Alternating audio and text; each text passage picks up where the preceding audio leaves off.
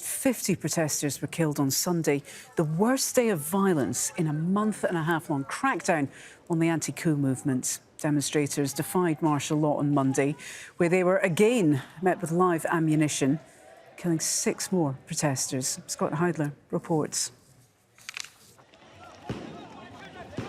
The deadliest area on the most violent day of the anti-coup protests on Sunday was in Leytaya, an industrial suburb of Yangon. More than 30 unarmed protesters were killed with live ammunition.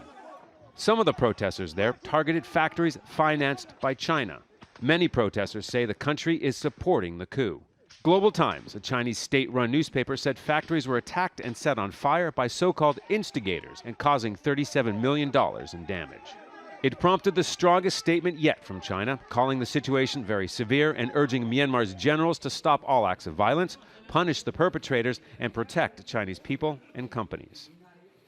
Its large, influential neighbor to the north, China is by far the largest trading partner with Myanmar and is the biggest supplier of arms and military equipment to the Tatmadaw, Myanmar's army. After Sunday's violent crackdown and vandalism, the junta announced that at least 6 areas in Yangon are now under martial law. In smaller groups than on Sunday, protesters came out again on the streets of Mandalay on Monday, marching against the junta and supporting their democratically elected leaders. Ousted civilian leader Aung San Suu Kyi was to have another court hearing on the charges against her, including one added last week, accusing her of accepting illegal payments. But the hearing was pushed back. Today, Aung San Suu Kyi's case was adjourned to 24th of this month. The case could not be conducted today, because we have got no internet in the country for the whole country like this. 6 weeks on, the protesters' resolve has remained constant. But, according to some, they've had to increase their willingness to sacrifice. Freedom from fear. The meaning of the tattoo is freedom from fear.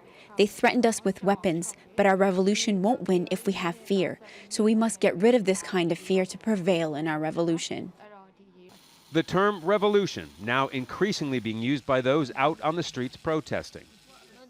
But it's now also being used by a civilian parallel government, saying revolution is needed to overturn the coup. Scott Heidler, Al Jazeera.